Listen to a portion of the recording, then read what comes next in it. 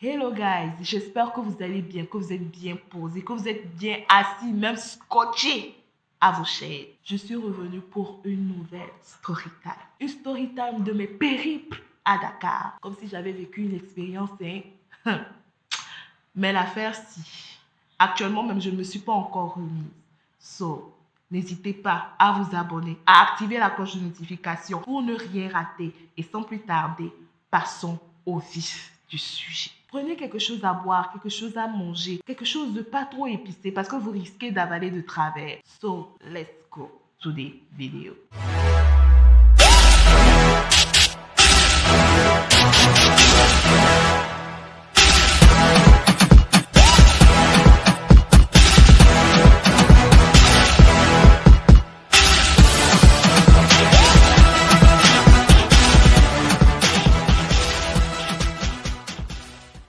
Alors, c'est une histoire récente qui s'est passée dans la maison où je vis actuellement. Je vous place dans le décor. Nous vivons dans une maison où nous sommes 5. 4 filles et un garçon. Le garçon a sa propre chambre, 2 filles partagent leur chambre. Il y a une fille qui a sa chambre à elle et il y a moi qui ai ma chambre à moi.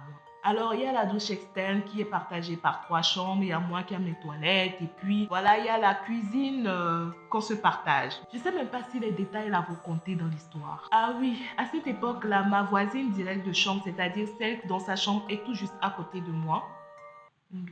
Celle dans sa chambre est tout juste à côté de moi. Celle dans sa chambre est tout juste à côté de ma chambre avec son frère qui était venu. Du coup, on va appeler ma voisine Sophia, son petit frère, mon voisin Robert et les 2 filles qui sont dans la chambre d'à côté des 2 filles. Parce que c'est fatigant de jongler avec les noms. Alors, à cette époque-là, Robert avait hébergé chez lui un ami.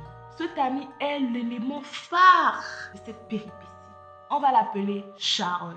Charlie était un gars gentil, calme, sans problème. Je discutais très bien avec lui, il discutait très bien avec moi. Tout le monde l'adorait. Il venait d'arriver nouvellement à Dakar. Il était âgé de 18 ans. Petit garçon assez maigrichon, mais qui n'aime pas les problèmes. Il était plutôt joli, mais voilà. C'était ça. Alors, sachez aussi que Charlie n'était pas le pote direct à Robert. Charlie était censé habiter chez quelqu'un d'autre, un ami à Robert. Mais comme l'ami à Robert avait déjà des gens qu'il hébergeait, voilà pourquoi il a sollicité Robert pour qu'il puisse prendre Charlie sous son aile. So, Robert nous a demandé est-ce qu'on peut inviter quelqu'un d'autre dans la maison? Et on a accepté inviter Charlie parce que Charlie était quelqu'un de bien. Enfin, d'après ce qu'on pensait.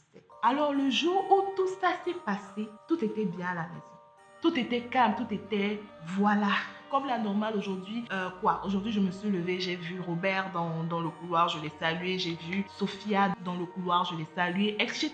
Voilà, normal, tranquille. Donc, j'étais à la cuisine, voilà, je cuisinais au calme. Il y avait Charlie qui était venu. Il me demandait, je suis de quelle nationalité? Puis, on n'avait pas eu le temps de faire assez connaissance que ça. Donc, la nourriture que je cuisinais me demandait si ça venait du pays, etc. et tout. Moi, je l'ai menti que oui, c'est un plat que j'ai l'habitude de cuisiner. Alors que c'était moi qui prenais les restes de mon frigo pour faire ce que je pouvais faire pour pouvoir bouffer à midi.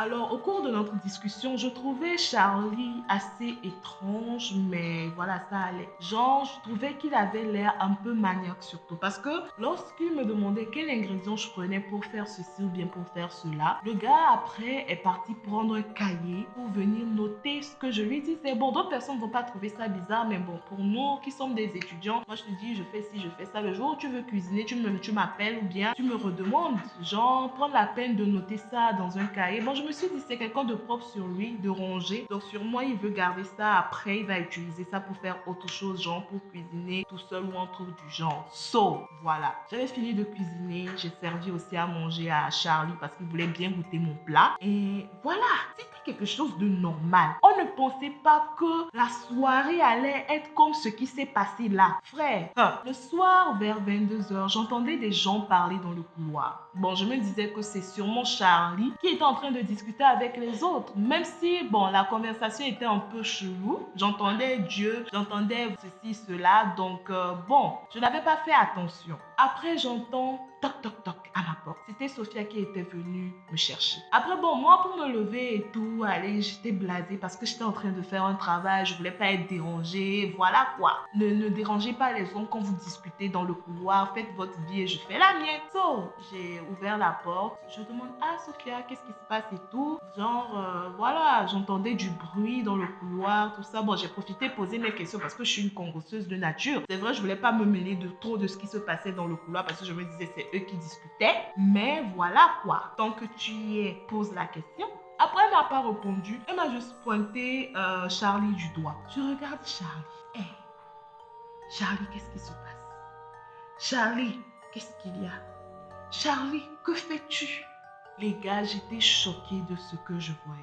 Le monsieur faisait des va-et-vient dans le couloir en disant: Je suis le sauveur, priez Dieu, ma soeur, venez, écoutez, venez m'écouter. Et même, je pense que c'était lui qui avait toqué à ma porte plutôt que Sophia. Parce qu'il toquait à la porte de tout le monde et pas des toc-toc genre vite fait. Non. Il lui prenait son poing et il frappait à la porte. Venez, on va prier Dieu, venez, on va parler de Dieu, etc. Et puis voilà. Je me disais, ah, ou bien Charlie en question, quand il est venu chez nous, il est de ceux des églises de réveil ou un truc comme ça. Et voilà, il voulait partager la bonne parole. Mais comment je voyais le gars agité là? Non. Genre, c'est vrai, dans les marchés, il y a des gens qui prononcent la parole de Dieu, qui parlent de Dieu et tout. Ils ont une certaine ferveur, c'est vrai. Mais Charlie, c'était différent. Le gars, il avait le regard vide. Tu le regardes dans les yeux, limite, ton cœur bat en fait. Donc du coup, on se demandait, ah mais Charlie, qu'est-ce qui se passe? Je demande à ma voisine aussi. Elle est complètement abasourdie. Alors à un moment, on a voulu calmer Charlie. On s'est dit, voilà Charlie, tu fais le bruit à 22h, nos voisins dorment, etc. On est parti toucher Charlie. Et le gars, je vous dis, le gars, je le dépasse en taille, je le dépasse en forme. Voilà quoi, il est comme les gars de son âge, même un peu plus petit. Mais on était combien? Puisqu'il y avait les deux filles, elles étaient là avec leur petite amie. Il y avait moi, il y avait Sophia, le petit frère à Sophia et tout. Donc en gros, je pense qu'on était 8. On essayait de toucher Charlie. Charlie, calme-toi. La force de Charlie, là, j'ai jamais vu ça. Hein. Force inimaginable, inhumaine. Charlie nous a tous repoussés. Pensais que je blague. Si je pouvais trouver même des vidéos, parce que j'avais pris des vidéos, on m'a dit, bon, tu sais, voilà, Charlie est un jeune garçon, si tu as ça dans ton téléphone, ça risque de le porter préjudice ou un truc du genre. Donc du coup, j'ai laissé tomber. Alors, plus le temps passait, plus les actes de Charlie devenaient chelous. Genre, Charlie s'est retrouvé dans la chambre de Robert, au sol, et il a commencé déjà à se frapper et aussi à tout casser. À un moment, il s'est mis à cracher au sol et à prendre sa propre main. Je vous dis la vérité, ce que j'ai vu, c'est ça. Il prenait sa propre main et il étalait le crachat au sol. On s'est dit, mais Charlie, qu'est-ce qui se passe? On parlait à Charlie, c'était comme si Charlie était en fait dans un autre monde. Limite, il regardait personne. À un moment, je lui ai demandé, Charlie, qu'est-ce qu'il y a? Qu'est-ce qui se passe et tout? Charlie m'a regardé et dit, Ma soeur, prie Dieu aujourd'hui. Le feu va descendre dans cette maison, le feu. Il faisait que parler du feu. Quel feu? Quel feu, frère? Quel feu? En tout cas, le plus choqué d'entre nous, c'était Robert. Parce que Robert, lui, dormait avec lui. Donc Robert était là, il se disait, frère, moi je dors avec lui, il est là, il fait ses épisodes de folie. Si ça se calme et ça reprend après. On se demandait qu'est-ce qu'on allait faire. Parce que plus le temps passait, plus Charlie devenait de plus en plus bizarre. On a même dû cacher les couteaux de la maison pour ne pas que le gars prenne ça, il nous fasse du mal, il se fasse du mal après. Je ne sais pas si ça sera dans le même ordre, mais vous-même vous comprenez. Le gars damait le pied dans le sol, il damait le pied sur la porte, il criait, il se roulait par terre. Donc on n'arrivait même pas à le calmer. Du coup, c'était chelou. Alors, à un moment, on s'est dit, cette histoire-là, c'est pas clair. Du coup, Sophia, c'est quelqu'un qui prie beaucoup. Ma voisine Sophia, elle prie beaucoup. Et souvent, elle a des révélations. Oui, je sais, les gens vont écrire en commentaire des choses bizarres. Mais voilà, c'est ça. Dans cette vie-là, le spirituel existe. C'est que, le gars là, ce qu'il fait là, c'est pas normal. Ça là, ça doit être d'ordre mystique ou quelque chose comme ça. Et du coup, dans le domaine spirituel, pour ceux qui s'y connaissent un peu, le sel a pour propriété de neutraliser les choses, de neutraliser les énergies positives comme négatives. On s'est dit, le gars, il n'a qu'à prendre un bain de sel. Un bain de sel et de citron. Les deux ont les mêmes propriétés et travaillent en complémentarité. On a pris de l'eau, un seau d'eau, on a versé du citron à l'intérieur, quelques boules de citron. On a mis aussi du sel, beaucoup de sel. On a demandé à Charlie, Charlie, essaye de te laver. Parce qu'on s'est dit, si c'est quelque chose de sombre, de pas clair là, au moins si cela, ça va calmer ça. Ou bien ça va faire fuir la chose. On ne savait pas à quoi on était confronté. Du coup, quand on a versé l'eau, on a fait les mélanges et tout, on a demandé à Charlie, faut que tu ailles te laver. On s'est dit aussi que soit c'est dû parce que ce que je vous raconte là, le sel et le citron, c'est vrai, spirituellement c'est bien, mais aussi physiquement aussi ça pour vertu d'apaiser en fait. On s'est dit peut-être il est pris par un coup de surmenage, même si le surmenage là, c'est pas clair, les gens sont surmenés, ils tombent dans les vapes. Pas ce qu'on était en train de voir là. On s'est dit au moins ça va le calmer, ça va l'apaiser, ça va ajouter un petit truc. Pour amener Charlie dans la douche là. Hey, la lutte. Eh bah, le petit frère de Sophia, c'était quelqu'un aussi d'autre. Il était plus maigrichon même que Charlie. Mais c'est lui qui est arrivé à l'amener me maîtriser dans la douche. Du coup, c'était même le petit frère à Sophia qui a lavé Charlie. Et quand on a lavé Charlie, Charlie était un peu plus calme. On s'est dit, ah, ça a marché. Charlie même avait son peignoir tranquille, il parlait doucement. On s'est dit, ok, Charlie, ça va mieux. Mais on était un peu sceptique. Du coup, on est parti, enfin, c'est le petit frère à Sophie qui l'a amené dans la chambre, l'a dit, mon frère, change-toi. Et puis, il a assisté. Donc, oh, le gars, là, quand même, il a fait quelque chose. So, lui aussi, il a son histoire quelque part. Après, je vais raconter son histoire. Nous, on a vécu notre appartement. Si vous arrivez un jour dans notre immeuble et vous demandez appartement du 4e, bref, on a amené Charlie dans sa chambre, on l'a posé, on s'est dit Charlie essaye de dormir et tout. Il continue à parler des choses de Dieu. Hein. On a enfermé Charlie parce que c'était bizarre et on a dit à Robert, Robert ne dort pas avec Charlie parce que, faut pas que demain on se réveille, on voit Robert quelque part, Charlie dans la fenêtre. Après, on a enfermé Charlie, on est resté dans le couloir pour attendre qu'il s'endorme ou un truc comme ça. On ne pouvait pas rester aussi à côté de lui parce que tout le monde avait peur. Je suis désolée, peut-être d'autres vont dire non-assistance, mais voilà, nous tous aussi, nous sommes des étudiants à Dakar, nous tous, nous sommes des jeunes, on ne comprenait pas aussi ce qui se passait. Alors, après avoir fermé la porte, on a attendu, je vais dire 15 à 20 minutes et on entend Charlie soulever le lit. Mais l'enfant là, qu'est-ce qui se passe? Se dévêtir, heureusement il avait le pantalon, il s'est enlevé le pantalon. Alors là, on était choqués, on a dit, il faut qu'on appelle quelqu'un. Bon, sachez que quand tout ça avait commencé, on avait essayé de joindre Marc. Marc, c'est le nom que j'ai donné à celui qui a confié Charlie à Robert. So, Marc ne répondait pas. Oh Marc, Marc, si tu sais que c'est de toi je parle, viens, on fait ton procès en commentaire. Toi, tu laisses quelqu'un chez les autres, on t'appelle, c'est vrai, même s'il est 22h. Quel étudiant à Dakar dort à 22h? On appelait Marc, Marc avait répondu absent. On a appelé, on l'a écrit sur WhatsApp, on l'a écrit sur Snapchat, on l'a écrit sur Instagram. Même ça m'étonne que Marc ait un Instagram. Donc on était là, on se tournait les pouces, on se regardait de gauche à droite, qu'est-ce qu'on va faire? Je pense qu'il y a eu une période où Marc avait répondu. Et c'est de là on a demandé, donne-nous le numéro du papa à Charlie. On appelle le papa de Charlie, on lui dit tout ce qui se passe. Le papa de Charlie lui aussi il est choqué, abasourdi, étonné que son fils fasse des réactions comme ça.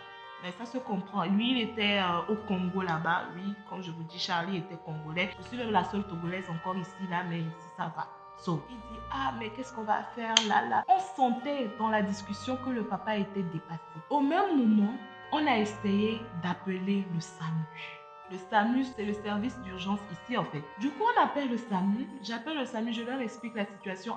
Nous on a un fou dans la maison. Et ils disent, mais fou comment? On dit fou, littéralement fou. Parce que là, le gars, tu vas parler de Dieu et tu vas commencer à faire du mal aux gens. À quel niveau? On a essayé même de l'enfermer pour éviter qu'il se fasse du mal et qu'il nous fasse du mal à nous-mêmes. Est-ce que vous pouvez envoyer des gens qui peuvent le prendre et l'amener à l'hôpital ou bien voilà. Ils disent, désolé mademoiselle, c'est pas de notre ressort. Déjà qu'il est violent, on ne peut pas venir le chercher comme ça. Appelez la gendarmerie.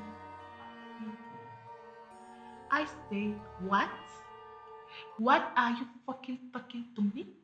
Hein? Bon, c'est vrai, ils avaient raison. Mais voilà, comment le système peut marcher comme ça? Et j'ai dit, mais non, on ne connaît pas le numéro de la gendarmerie, on est des perdus à Dakar, on vient d'arriver à Dakar. Bon, on ne vient pas d'arriver à Dakar, mais une situation ne s'est pas présentée comme ça. Pourquoi on appelle la gendarmerie? Pourquoi on enregistre le numéro de la gendarmerie, frère? Bon, je ne lui ai pas dit ça comme ça, mais c'était ça dans ma tête. J'ai dit, monsieur, on ne connaît pas le numéro de la gendarmerie. Il dit, est-ce qu'il y a un commissariat à côté? J'ai dit, oui, il y a un commissariat à côté, mais on ne connaît pas le numéro. Il dit, ok, je vais vous donner le numéro du commissariat que je connais.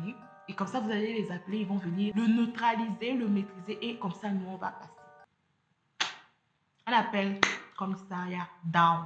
J'ai cherché même sur Google le numéro des commissariats des environs. Frères, eux tous étaient inaccessibles. J'appelle le gars des urgences là, il dit que franchement, on ne sait pas trop aussi comment on va faire. Essayez de le maîtriser comme vous pouvez. Quelqu'un vous appelle pour une urgence. Vous dites maîtrisez-le. On va le maîtriser comment? Le gars, on rentre dedans, il nous casse le cou, on fait comment? Quand même, hein, faut voir. Donc du coup, on était là choqués à la maison, on s'est dit, si on appelle quelqu'un là, c'est l'être morte.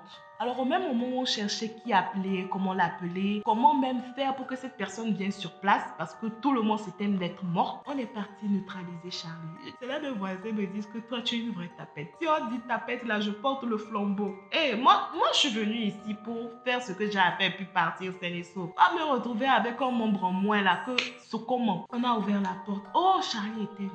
Et Charlie était là à dire des insanités. C'est là on comprend que non, le gars, pas genre il est pris par une transe de bénédiction ou je sais pas quoi. Non. Le gars était pris par quelque chose d'autre. Il était possédé par quelque chose d'autre. Il commençait à parler en lingala, en kitsuba, en disant mbolo. Pour les Congolais qui me suivent, mbolo, vous savez ce que ça veut dire. Il faisait des actes qui mimaient le S-E-X-E. Ok. J'étais là, j'ai vu ça, j'étais choquée. Je dis que, oh, mais le gars là, j'ai discuté avec toi ce matin là sans problème.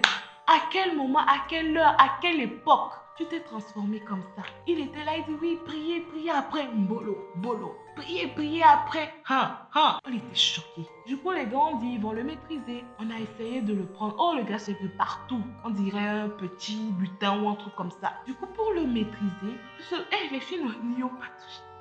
On était tous choqués, frère. Alors là, on dit non, femme forte et tout. Non, là-bas, là, c'est femme faible. C'était les mecs des filles là, et Robert, ainsi que le petit frère de Sophia. Même Sophia était pas... Sophia, si tu me vois là, franchement, hein. C'est elle, avec toute sa force, elle est partie maintenir le gars. Même avant ça, on avait commencé à faire des prières et tout. Et j'étais choquée lorsque je récitais le psaume 90. Charlie m'a regardé dans les yeux, son regard vide, et a dit... Prie ma fille. Oui, prie ma fille. Non, si vous savez la chair de peau qui m'a traversée. Genre, vous sentez un regard à la fois mesquin, diabolique. Je suis désolée, c'est vrai, peut-être mes propos sont crus, mais c'est ce que j'avais ressenti. Un regard mesquin, livide, diabolique. On l'a maîtrisé. Les maîtres des filles là, eux-mêmes, on ne comprenait pas. Genre, le gars, je sais pas c'est qui, il était pris en parole de langue. Hein. Ceux qui prient tellement jusqu'à ils ont de parler en langue. Voyez un peu, je ne me moque pas de quelqu'un. Non. Mais voilà, la situation, mon frère, tu as prié tout de suite, tu parles en langue en même temps. Bref, je ne sais pas. Et il a commencé à parler avec autorité. Donc, calme-toi, je te fais ton. Mais bon, bizarrement, quand il a parlé en autorité, ça l'a calmé. Sophie, qui voit voilà, des fois ce qui se passe de l'autre côté, a dit, le gars là, en fait, en réalité, quand il est venu dans notre maison, vu que notre maison est protégée par quelque chose, en fait, on remercie Dieu. On est vraiment des personnes, pas qu'on va dire on est des croyants, non, mais dans notre maison, ça va quand même. On essaye d'éviter de vivre vraiment en harmonie, parce que souvent, c'est le fait d'avoir des disputes. C'est pour ça, dans l'autre vidéo, je vous ai dit, essayez de vivre bien avec les personnes avec qui vous habitez. Parce que souvent, ce sont les disputes, les mésententes, les médisances, la jalousie qui ouvrent des failles pour que les gens arrivent à passer par l'un d'entre vous pour faire du mal. Donc, c'est ça, en fait, tout pour vivre bien avec vos voisins. Donc du coup, elle a dit que en fait, on a une certaine harmonie, une certaine protection dans cette maison qui a fait que quand le gars là est venu, à ce qui paraît, des gens de sa famille lui veulent du mal. Donc du coup, ils l'ont suivi. Et quand ils l'ont suivi, ils sont arrivés vers notre maison. Ils se sont rendus compte qu'ils ne peuvent pas rentrer dans cette maison à cause de la protection qu'il y a. Ils ont essayé de passer par le voisin. Le voisin aussi avait sa protection. C'est là où on vous dit, quand vous rencontrez les gens dans la rue là, sachez qui est qui. Le monsieur là, on le voit comme ça, petit vieillard qui passe son chemin, qui nous salue. Oh mes filles, vous allez bien et tout. Il a sa protection. Il a essayé de passer par la fenêtre ou la maison de je ne sais pas qui. Du haut en bas, ils n'ont pas pu passer. Et bien ce jour-là, elle nous a interdit de sortir parce qu'à la porte, il y avait quelque chose. Donc comme ils n'ont pas pu la voir comme ça physiquement, ils se sont servis du lien du sang. Pour ceux qui s'y connaissent en spiritualité, les liens du sang sont très forts. C'est pour ça que c'est pas n'importe quel sorcier qui peut vous faire du mal. Je sais, je rentre dans les trucs de bail chelou, mais ce sont les réalités en Afrique en fait. Donc, faut pas se voiler la face. Les liens du sang sont très forts. C'est pour ça, à chaque fois qu'on dit que quelqu'un veut te faire du mal, la plupart du temps, c'est soit ton oncle quelque part au village, ton propre frère quelque part au village qui cherche la nuit à te cuire en rôti. Du coup, elle a dit que c'est quelqu'un de sa famille. Elle a même vu le visage de la personne lorsqu'elle priait et tout. Même c'est 2 personnes, voilà, que c'était 2 personnes qui se servaient du lien du sang pour pouvoir le rendre fou, insupportable, surtout de ce côté-là. Pour qu'on puisse passer ça, on ne savait pas quoi faire. Nous, ce qu'on se demandait, c'est quand est-ce que ça va finir ou bien comment est-ce qu'on va l'amener à l'hôpital pour... Voilà quoi, pas qu'on veut se débarrasser du truc, mais on ne veut pas qu'il nous fasse du mal. Donc du coup, le mieux serait de le sortir de la maison. Quand on va le mettre dehors, les personnes là auront leur champ libre pour pouvoir faire ce qu'ils ont à faire. C'est vrai, c'est tiré par les cheveux. Peut-être certains ne vont pas croire, mais ça vous regarde. Moi, je viens juste pour me pencher sur YouTube. Alors là, moi, déjà que j'ai récité mon psaume 90, là, le gars m'a regardé mal. C'est là où on dit, ne faiblissez pas en prière. J'ai dit, ah bon, moi, je m'assieds à côté, j'appelle le staff. Et littéralement, je suis partie m'asseoir, je suis en train de composer le numéro du salut. J'ai dit, ah, monsieur, on va faire comment? Le gars, il est devenu fou, il est devenu, voilà. Et là, j'ai dit, ah, non, si on ne peut pas venir comme ça, essayez d'appeler la police pour les neutraliser. Donc alors là, si quelqu'un pouvait mourir, la personne allait mourir, frère. Marc aussi est là-bas, il dormait, il ronflait. Et c'est là, Sophie disait que le gars là commence à se voir. Si le soleil se lève, il faut savoir qu'il est devenu fou. Un jeune garçon, il venait tout juste d'arriver à Dakar, il venait d'avoir son diplôme, qu'il vient pour étudier à Dakar. Donc quelqu'un au fin fond du village est en train d'asseoir sur son nom, sur son prénom, sur sa destinée. Moi-même, j'arrivais pas à croire, hein. J'étais choquée. Mais des fois, ce sont des réalités. Alors là, vous êtes en train de travailler. C'est dur pour vous à l'école, c'est dur pour vous dans votre boulot. Soit ce n'est pas votre voie, soit c'est quelqu'un qui est assis quelque part sur votre destinée. Soit vous-même voyez. Du coup, on l'a enfermé, on a bloqué et tout et tout. Et c'est là on a eu Marc. L'épisode là s'est passé de quelle heure? De 22h à 4h du matin. À 4h du matin, on a pu avoir Marc au téléphone. Le gars il continue à crier, hein. Vous savez, même le voisin est venu nous toquer, mais qu'est-ce qui se passe chez vous? Pourquoi tant de bruit? On lui a expliqué, lui-même il était choqué, il dit il va essayer de trouver quelqu'un pour nous aider. Lui aussi il était en train de se démêler là-bas. Et quand on a ouvert même la porte, vu que nous on ne pouvait pas sortir, c'est Sophie qui est sortie et tout. Elle a vu les voisins, tous avec des bâtons, des battes, tout ça là. On sent que c'était nous qui étions en danger, alors que non, c'était quelqu'un qui était devenu fou. On était aussi en danger quand même. Quand on a eu Marc au téléphone, Marc a dit, ah, le temps qu'il rassemble des gens et tout, il viendra vers 6h ou 7h. En ce moment, Sophie et moi, on a dit, on va dormir ensemble. On était tous dépassés. Et Robert, lui aussi qui était choqué, a dit, il va dormir alors chez Sophie avec son petit frère. Mais après, ils se sont dit, ils vont dormir dans le couloir, histoire de voir si Charlie allait bien. La nuit a été compliquée, difficile. On ne pouvait même pas fermer les yeux. Pas seulement à cause du bruit, mais on s'inquiétait. On se disait qu'est-ce qui se passe. On a essayé d'attendre la venue de Marc. Il a continué à crier. Hein. Le gars a continué à crier jusqu'à 8h, frère. Marc est venu avec près de combien de garçons? 3 garçons. Louis avec ses 3 garçons. Robert aussi avec les mecs des 2 filles. Et aussi le petit frère à Sophia. Eux tous ont essayé de transporter Charles. Mais malgré ça, c'était compliqué. Parce que nous, on habite au 4e.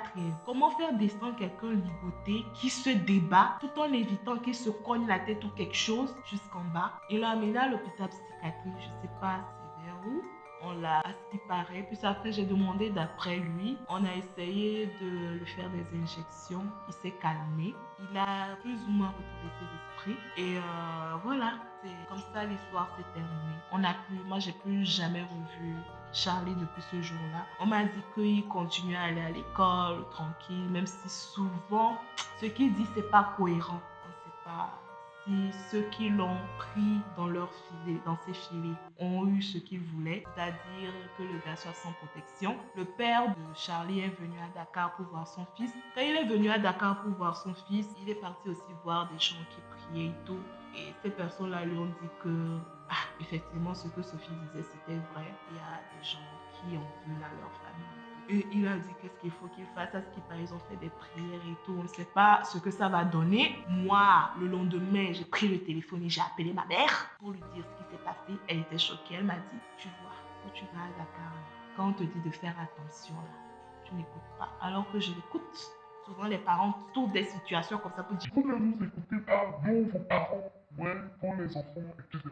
Les gars, nous voici arrivés à la fin de cette vidéo. J'espère qu'elle vous a plu. Enfin bon, j'espère que l'histoire aussi vous a captivé. Voilà, faites attention à qui vous rencontrez, comment vous les rencontrez, qui vous fait venir chez vous. Sachez faire la part des choses. N'hésitez pas à vous abonner, à activer la cloche de notification pour ne rien rater. Et on se retrouve bientôt pour une prochaine vidéo.